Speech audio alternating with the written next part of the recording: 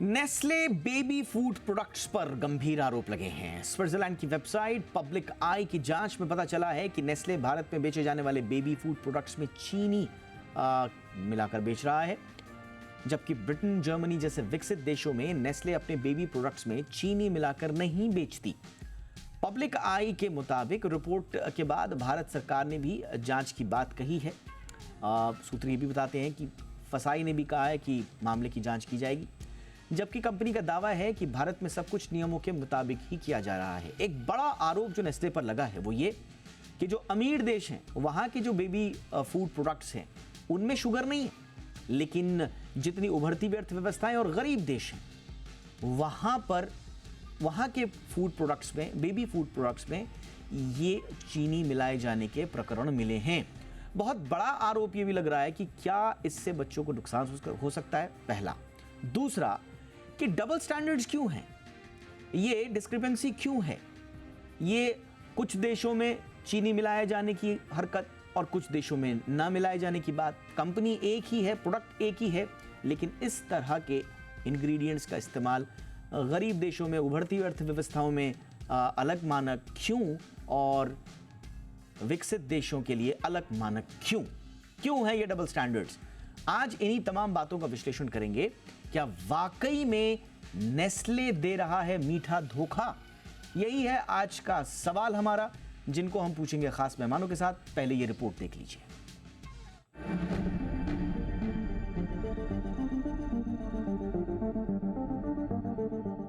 दुनिया भर में बच्चों के खाने के प्रोडक्ट बनाने वाली कई कंपनियां हैं। भारत में नेस्ले के प्रोडक्ट्स की सेल काफी ज्यादा है। नेस्ले दुनिया भर में सबसे बड़ी बच्चों के प्रोडक्ट बनाने वाली कंपनी है, लेकिन अब एक ऐसे रिपोर्ट सामने आई है जो आपको हैरान कर देगी। नेस्ले पहले भी मैगी को लेकर विवादों में रहा है, अब एक बार फिर नेस्ले को लेकर चौंकाने वाली खबर सामने आई है। नेस्ले गरीब देशों में बेचे जाने वाले बच्चों के दूध में चीनी मिलाती है। नेस्ले भारत के साथ ही अन्य एशियाई देशों और अफ्रीका समेत कई देशों में बेचे जाने वाले बच्चों के प्रोडक्ट में चीनी का इस्तेमाल कर रही है। वहीं यूरोप और ब्रिटेन के बेचे जाने वाले सामान में चीनी का इस्तेमाल नहीं हो रहा है। इसका खुलासा तब हुआ जब स्विस जांच संगठन पब्लिक आई और IBFAN यानी international baby food action network ने एशिया, अफ्रीका और लैटिन अमेरिका में बेचे जाने वाले बच्चों के खाने के सामान का सैंपल लिया। इस सैंपल को टेस्टिंग के लिए बेल्जियम की प्रयोगशाला में भेजा गया था। जांच के बाद पता चला कि एशियाई देशों और अफ्रीका में शुगर की मात्रा मिली, जबकि यूरोप और ब्रिटेन जैसे देशों में चीनी की मात्रा नहीं मिली। अब आइए जान लेते हैं किस देश में नेस्ले अपने प्रोडक्ट में कितना शुगर डालता है। फिलीपींस की बात करें तो नेस्ले अपने प्रोडक्ट सेरेलेक में 7.3 ग्राम शुगर ऐड करता है। नाइजीरिया में 6.8 ग्राम, सेनेगल में 5.9 ग्राम, इथियोपिया में 5.2 ग्राम, साउथ अफ्रीका में 4 ग्राम, पाकिस्तान में 2.7 ग्राम, भारत में 2.2 ग्राम, बांग्लादेश में 1.6 ग्राम। अगर यूके और जर्मनी जैसे विकसित देशों की बात करें तो यहाँ के सेरेलक में शुगर नहीं होता है। दरअसल अमेरिका और यूरोप में बेबी फूड में अतिरिक्त शुगर मिलाने पर रोक है। अगर कोई कंपनी इसमें शुगर मिलाती है तो तगड़ा जुर्माना लगाया जाता है, लेकिन एशिया के देशों में बेबी फूड में शुगर मिलाने पर किसी तरह का कोई जुर्माना नहीं है। पब्लिक आई की रिपोर्ट अगर सही है तो ये वर्ल्ड हेल्थ ऑर्गेनाइजेशन यानी WHO के निर्देशों का उल्लंघन है। WHO के गाइडलाइंस के मुताबिक 3 साल से कम उम्र के बच्चों के लिए भोजन में किसी तरह के शुगर या मीठे चीजों का इस्तेमाल नहीं किया जाना चाहिए, क्योंकि इससे मोटापा और अन्य बीमारियों का खतरा बढ़ जाता है। नेस्ले पर आरोप लगा है कि वो सेरेलेक प्रोडक्ट पर पारदर्शी नहीं है, क्योंकि वो प्रोडक्ट्स में मौजूदा विटामिन, खनिज और अन्य पोषक तत्वों को प्रमुखता से उजागर करती है, लेकिन शुगर मिक्स के मामले में वो जानकारी नहीं देती है। अब ये भी जान लीजिए कि ज्यादा मीठी चीज खाने पीने के क्या नुकसान है। दरअसल ज्यादा शुगर खाने से हाई ब्लड प्रेशर और दिल की बीमारी का खतरा बढ़ जाता है। शरीर में बैड कोलेस्ट्रॉल बढ़ता है, डायबिटीज हो सकती है, अल्जाइमर का खतरा हो सकता है, दांत में कैविटीज की समस्या हो सकती है। चीनी का असर मेंटल हेल्थ पर पड़ता है, इससे याददाश्त पर बुरा असर पड़ता है। चीनी खाने से व्हाइट ब्लड सेल्स 50% तक कमजोर होते हैं, इससे इम्यूनिटी वीक हो जाती है। नॉन अल्कोहल फैटी लिवर की समस्या हो सकती है, इससे लिवर में फैट स्टोर होता है। नेस्ले पर लगे आरोपों के बाद कंपनी ने सफाई दी है। कंपनी का कहना है कि भारत में प्रोडक्ट्स की मैन्युफैक्चरिंग नियमों के मुताबिक की जा रही है और नियमों के हिसाब से शुगर की मात्रा निर्धारित की गई है। सूत्रों की माने तो भारत सरकार ने पूरे मामले में जांच के आदेश दिए हैं। सूत्रों की माने तो फसाई ने साफ कहा है कि डबल स्टैंडर्ड नहीं चलेगा। Bureau report, Zee media. खास मेहमान हमारे साथ doctor Neelam Mohan, senior paediatrician, Medanta hospital से। डॉक्टर नीलम, बहुत बहुत स्वागत है मैम आपका। मैम, चौंकाया आपको इस रिपोर्ट ने? जी बिल्कुल, actually we been talking about this कि that less than 2 years, in fact WHO ने 2022 से इससे पहले सच तो ये कहें कि आप और मैं भी चीनी खा के ही बड़े हुए थे। ऐसे नहीं है कि जब हम बच्चे थे तो हमारे पेरेंट्स हमें नहीं देते थे। We used to eat sugars and all, लेकिन जैसे जैसे there has been a change in the understanding and the knowledge, हमें ये समझ आया कि चीनी कितना टाइप की एक एडिक्टिव है। एडिक्टिव का मतलब अगर एक बार आप चीनी का टेस्ट को यूज टू हो जाए तो देन नॉर्मली आप वेजिटेबल्स या फ्रूट्स खाने की इच्छा नहीं रहेगी। तो जैसे ये अंडरस्टैंडिंग और ये भी दूसरी समझ आई है हमें कि फैट से ज्यादा एक्चुअली चीनी हमारी बॉडी को, शुगर्स हमारे बॉडी को ज्यादा डैमेज करती है। एक कि मैंने कहा वो एडिक्टिव होती है, और सडनली अगर आप एक्सेस शुगर्स जब लेते हैं तो आपका शुगर लेवल बढ़ जाता है। जैसे शुगर लेवल बढ़ जाता है तो इंसुलिन बॉडी में रिलीज होता है। इंसुलिन उस शुगर को हजम करने की कोशिश करता है, कम करने की। लेकिन जब वो ज्यादा कम हो जाती है तो बॉडी में फिर से एक इच्छा प्रकट होती है, क्योंकि शुगर कम होने के कारण आप इच्छा और लेने की हो जाती है। आहिस्ता आहिस्ता इंसुलिन रेजिस्टेंस बढ़ने का पॉसिबिलिटी बढ़ जाती है। So this is one fear of taking excess sugar, because आप इंसुलिन रेजिस्टेंस की तरफ जा सकते हैं। ये सारी अंडरस्टैंडिंग हमारी पिछले हाफ डिकेड टू 1 डिकेड में ज्यादा समझ आया। देयरफॉर 2022 में WHO ने कहा था कि let's stop giving added sugar to children less than 2 years of age, और 2 to 4 इयर्स पे भी लिमिटेशन डाली हमने 4 टीस्पून पर डे की। तो उसके जरिए ये कहा गया था कि you should reduce the sugars. और जैसे कि मैंने ये रिपोर्ट पढ़ी है, जो नेस्ले के स्पोक्स पर्सन है उनका ये कहना है कि वो 30% शुगर्स पहले से कम करे हैं। लेकिन एक पोर्शन में जो बताया जा रहा है उनके स्पोक्समैन की तरफ से अराउंड 2.53 ग्राम से कम है, which is half in a portion. So मुद्दा ये है कि एक अवेयरनेस हुआ कि ये भी क्यों है। लेकिन अगर आप, उनका ये कहना है कि FSSAI की गाइडलाइन के अनुसार ये बना है। तो अगर ये, अब FSSAI ने आज एक कमेटी भी बिठाई है, शाम में उसकी भी न्यूज आई थी कि कमेटी बैठी है। तो अगर ये कमेटी में ये पता चलता है कि उनके गाइडलाइंस के वो अगेंस्ट है, तब तो भाई this is a major issue कि ये क्यों उन्होंने इतना बड़ा ब्रांड जो 1912 से इस्टेब्लिश्ड है इंडिया में, प्री इंडिपेंडेंस ये ब्रांड इंडिया में चल रहा है, then how did they do that. और अगर उसका नहीं है देन FSSAI के तरफ से भी ये स्ट्रिंजेंट गाइडलाइंस बननी चाहिए, because based on that he एक प्रोडक्ट मार्केट में आता है, बेस्ड ऑन दी गाइडलाइन। चाहे वो यूरोपियन फूड की गाइडलाइन हो, तो क्या उस कंट्री में वो अपनी गाइडलाइन से कर रहे हैं और दूसरी कंट्रीज में उनकी गाइडलाइन से कर रहे हैं। This is one thing which is there, but overall ethically जो मुद्दा बन रहा है कि अगर ये कहा जा रहा है कि लेस देन 2 इयर्स में नहीं दें, तो yes, it is high time that the company should get alert. It is good that they reduced by 30%, but we want them to follow the Absolutely, ma'am. आपने बिल्कुल सही कहा मैम। देखिए, अपने दर्शकों की जानकारी के लिए बता दें कि इस पूरे मामले में 2 एंगल्स हैं, और हम इस बीच हमारे साथ जुड़ गए हैं महेश झगड़े साहब, पूर्व FDA कमिश्नर हैं महाराष्ट्र के। बहुत बहुत स्वागत है झगड़े सर आपका। जो हम बात कर रहे थे वो ये कि 2 इश्यूज हैं। पहला इशू है लीगल इशू और दूसरा एथिकल इशू। अब लीगल इशू क्या है ये जांच करने पर पता चलेगा। क्या वाकई में ये जो एडेड शुगर और पर पोर्शन जो 2.2 ग्राम्स या जितना भी वो मिला रहे हैं, अगर ये भारत सरकार की गाइडलाइंस के तहत मिला रहे हैं, अगर ये फसाई की गाइडलाइंस के तहत मिला रहे हैं फिर तो कोई मामला नहीं, लेकिन अगर ये गाइडलाइंस के विपरीत है तो क्या लीगल इश्यूज बनेंगे ये हम बाद में समझेंगे। लेकिन इस वक्त बहुत बड़ा इशू एथिकल आ रहा है, और एथिकल में भी दो एंगल हैं। दो एंगल कौन से हैं? पहला एंगल है WHO की, जैसा मैम ने बताया, WHO की 2022 की गाइडलाइन, जिसमें उन्होंने एडवोकेट किया था कि भैया सप्लीमेंट्री शुगर्स और स्वीटनिंग एजेंट्स जितने भी एडिबल्स हैं इंटेंडेड फॉर इन्फेंट्स, आप इनको प्रोहिबिट कीजिए। सेक्टर को कहा था, यानी कि इंडस्ट्री को कहा था, आप इनिशिएटिव लीजिए और पब्लिक हेल्थ ऑब्जेक्टिव्स को बैक कीजिए। ये एक इशू, तो इसका क्यों नहीं हुआ पालन, नंबर 1। नंबर 2 जो एथिकल इशू आ रहा है वो ये कि अमीर देशों के लिए तो चुपचाप आपने शुगर जीरो कर दिया, कोई शुगर नहीं है साहब, कोई एडेड शुगर नहीं। और जो गरीब देश हैं और जो उभरती हुई अर्थव्यवस्थाएं हैं जिनमें भारत भी है, उनके लिए आपने, तो ये डबल स्टैंडर्ड क्यों?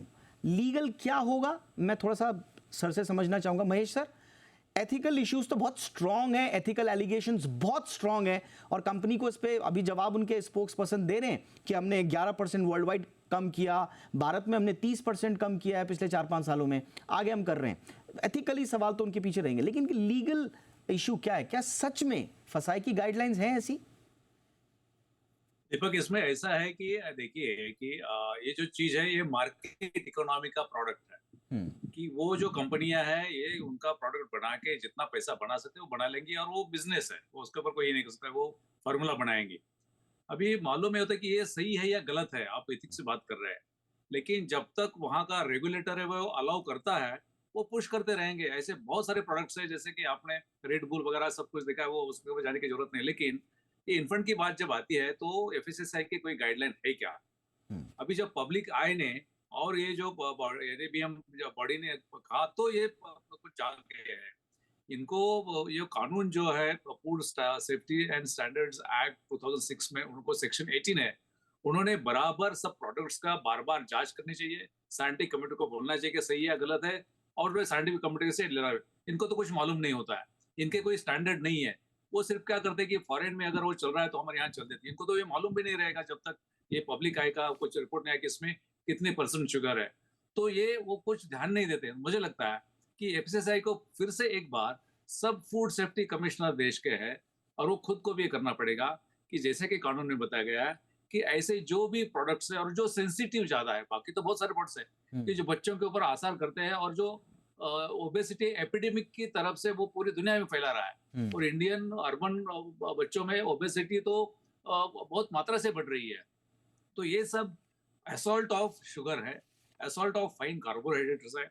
मुझे लगता है कि यहाँ पे हम मिलावट के बारे में बहुत चर्चा करते हैं, FSSAI जब आती है तो FSSAI के उससे भी ज्यादा जिम्मेवारी ये है कि जो पूरी सेहत के ऊपर असर करता है, अच्छा भी रहा तो ये प्रोडक्ट, तो इसके ऊपर ध्यान देना चाहिए। मुझे लगता है कि FSSAI इसमें काम नहीं कर रहा है, तो उनको कोई पब्लिक आए या कोई NGO करने से पहले से उनको करना चाहिए ये स्टैंडर्ड्स है।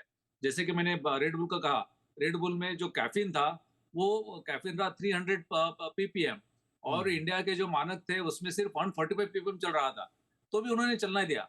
और बाद में जब हमने जब महाराष्ट्र में उनको डिस्ट्रॉय कर दिया, रेड बुल का 7 करोड़ का रेड बुल डिस्ट्रॉय कर दिया, तब कभी वो जाग गए, लेकिन उन्होंने बाद में वो फार्मूला चेंज करके वो रेड बुल के तरफ कर दिया कि चलो जाके ज्यादा चलेगा। मुझे लगता है FSSAI ने पूरे देश के हेल्थ के बारे में कौन सा प्रोडक्ट, मिलावट बाद में आती है लेकिन स्टैंडर्ड है, सही है गलत है, सही बात तो उसमें कितनी मात्रा में शुगर है या बाकी जो चीजें है वो बाकी जो चीजें जैसे सेहत के ऊपर असर करती है, वो क्या क्या है वो देखना पड़ेगा। वो देख ही नहीं रहे, वो सिर्फ स्टैंडर्ड बनाते जा रहे हैं और वो उतना कि है प्रोडक्ट है, ट्रेड प्रोडक्ट है, ये करके छोड़ देते हैं। एब्सोल्युटली, ये आपने सही बोला कि कम से कम जो भी नियम कानून हैं वो कम से कम क्लियर तो हों, और अगर उन नियम कानूनों की आड़ में ये खेल खेला जा रहा है तो उस खेल को बंद किया जाए।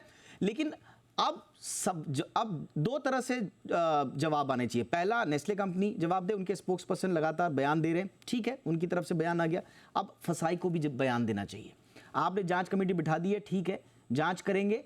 किस चीज़ की जांच करेंगे आप अपने नियमों की जांच करेंगे या इंग्रेडिएंट्स की जांच करेंगे, ये भी आपको बताना पड़ेगा। देखिए, जैसा मैंने आपको बताया, और मैं मैम आपके पास आना चाहूँगा, ये सवाल ये है कि ये मीठा मिलाया क्यों जाता है। अब इसके मैं 2 ऑप्शंस पढ़ रहा हूँ। पहला कि ये बच्चों के लिए टेस्टी हो जाए, बच्चों के मुंह में लगेगा, टेस्टी लगेगा तो वो ज़्यादा खाएंगे, अच्छे से खाएंगे। स्वाभाविक रूप से बच्चों को अच्छा लगेगा तो ये प्रोडक्ट और बढ़िया से बिकेगा। $250 मिलियन के आसपास तो इंडिया में ही इसका बाजार है।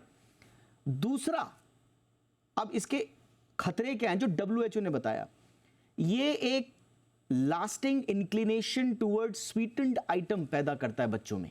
उससे क्या होता है, ओबेसिटी और जो इंड्योरिंग एलिमेंट्स हैं वो बढ़ जाते हैं। मैम थोड़ा सा समझाएं, ये मीठा अगर बच्चा खा रहा है क्या खतरे हैं इसके? सीधा जहर तो नहीं है, लेकिन खतरे क्या क्या हैं? राइट, देखिए शुगर्स जो है वो दो किस्म के होते हैं, intrinsic and free sugar. Intrinsic का मतलब जैसे कि फ्रूट्स में हो गए या प्लांट प्रोडक्ट्स वेजिटेबल्स में हो गए या दूध के अंदर जैसे लैक्टोस है, वो भी एक डाइसैक्राइड है, तो these are intrinsic sugars. Extrinsic free sugar जो होता है वो इमीडिएट ग्लूकोज रिलीज करता है। तो जो इमीडिएट ग्लूकोज रिलीज करता है उसे हम कहते हैं कि शुगर का लेवल बहुत जल्दी बढ़ जाता है, स्लो नहीं रिलीज करता है। तो वो शुगर का लेवल जब बहुत जल्दी बढ़ जाता है तो आपकी बॉडी में इंसुलिन पैनक्रियास से रिलीज होता है। ये इंसुलिन उसको शुगर को कम करने के लिए, जैसे वो कम होती है शुगर, आपकी बॉडी कहती है और कुछ खाएं, तो आप और खाने लग जाते हैं और इस तरीके से दोबारा से वो शुगर बढ़ता है और ये साइकिल बढ़ जाती है। इसीलिए इसे हम बॉडी में ओबेसिटी के साथ साथ एक एक्स्ट्रा कैलोरीज जैसे कि शुगरी ड्रिंक्स है उसके अंदर हम बोलते हैं these are useless calorie. Useless calorie मतलब आपने कैलोरीज तो दे दी लेकिन उस कैलोरी में न्यूट्रिशन क्या मिला मुझे, क्या विटामिन्स मिले, क्या मिनरल्स मिले, क्या एनर्जी मिली। तो ये जो शुगरी ड्रिंक्स है, अभी अच्छा है कि ये अवेयरनेस हमारे देश में बढ़ रही है। 2 दिन पहले हम किसी और प्रोडक्ट्स की बात कर रहे थे कि जैसे दूध में मिलाने वाले प्रोडक्ट्स में शुगर डाली जाती है, नॉट ओनली बॉर्नविटा बट और भी दूसरे कम। अच्छा, आई एम सॉरी मैम, मैं आपको टोक रहा हूँ, लेकिन एक इंटरेस्टिंग बात जो मुझे पता चली, नेस्ले का जो ऑनलाइन प्लेटफॉर्म है उसमें ये लोग एक गाइडेंस दे रहे हैं, इन्फेंट नॉरिशमेंट की गाइडलाइंस दे रहे हैं। कह रहे हैं कि it is advised against incorporating sugar while preparing meals for your infant. अब ऑनलाइन तो ये कह रहे हैं कि साहब बच्चों को चीनी मत दो, शुगर आइटम्स मत दो, और खुद आपने पूरी दुनिया में चीनी मिला मिला के नाश किया हुआ है। थाईलैंड में आप देखिए पर पोर्शन 6 ग्राम मिला रहे हैं ये। इसी तरह से भारत में जैसे मैंने बताया 2.2, इथियोपिया में 5.2, साउथ अफ्रीका में 4, पाकिस्तान में 2.7, बांग्लादेश में 1.6, यूके में 0, जर्मनी में 0। ये डबल स्टैंडर्ड, और एक तरफ आप ऑनलाइन कह रहे हो साहब मत मिलाइए। सर ये इतनी बड़ी कंपनी है, अच्छी बड़ी कंपनी है, इसमें कोई शक नहीं है, लेकिन ये जो इन्होंने एक गैर जिम्मेदाराना किस्म का ये काम कर दिया है भारत में। सर आप उस पूरे विभाग से जुड़े रहे हैं सर, अगर आपके पास ये केस आता आप सबसे पहले क्या सजेस्ट करेंगे फसाई को, अपने समकक्ष जो अभी काम कर रहे हैं कमिश्नर्स हैं, किन किन लेवल्स पे जांच होनी चाहिए सर? देखिए दीपक, पहले तो मैं बताऊं कि अभी जो मैडम ने बताया उसमें सिर्फ एक बात जोड़ना चाहता हूं आम जनता के लिए कि शुगर टोबैको जैसा ही एडिक्टिव है, वो जहर नहीं तो भी एडिक्टिव है, और इसके असर अभी आगे आने वाले नस्लों में शायद टोबैको से भी ज्यादा गहरे और असरदार नेगेटिव इफेक्ट बॉडी पे पैदा करेंगे। वो है तो वो एडिक्टिव है, इसलिए वो शुगर ऐड करते हैं। अभी इसमें मैं ये भी करता हूँ कि अगर मैं रहता था या कोई भी अगर उसमें कानून के है तो पहले तो उन्होंने ऐसा करना चाहिए कि जैसे कि मैंने जो Johnson and Johnson baby powder में जो मिलावट मिली उन्हें उनका प्लांट बंद कर दिया था, उनका लाइसेंस कैंसिल कर दिया था कि आपने ये जो किया है। फिर बाद में उन्होंने पूरे वर्ल्ड से वो निकाल दिया है। कौन पाउडर लेके आ रहे हैं ताल से छोटी एक जो शुरुआत इंडिया में हो गई उसके आसार पूरे दुनिया में आ गए। तो यहाँ पे ऐसा स्ट्रिंजेंट की देखो, आप स्विट्जरलैंड में अच्छा कर रहे हैं, जर्मनी में अच्छा कर रहे हैं, इंडियन क्या गिनी पिग्स है क्या यहाँ के? सिर्फ हमारे के जनता सिर्फ कंज्यूमर करके पैसा बढ़ाने के लिए क्या? उनके खिलाफ कानून में हम उसके ऊपर बहुत ज्यादा ये करते थे कि उसमें एक्शन लेते थे। लेकिन सेकंड बात यह है कि जब किसी ने बताया तब ये होना ये जरूरी नहीं है। मैं बोलता हूँ कि ये सब फूड सेफ्टी कमिश्नर और एफएसआई उन्होंने कंटिन्यूअसली कंकरेंटली प्रोएक्टिव एक्शंस लेने चाहिए थे। माफ कीजिएगा सर, मैं काट रहा हूँ आपकी बात क्योंकि मेरे पास वक्त की बहुत कमी है, मुझे बहुत क्विकली ब्रेक लेना है।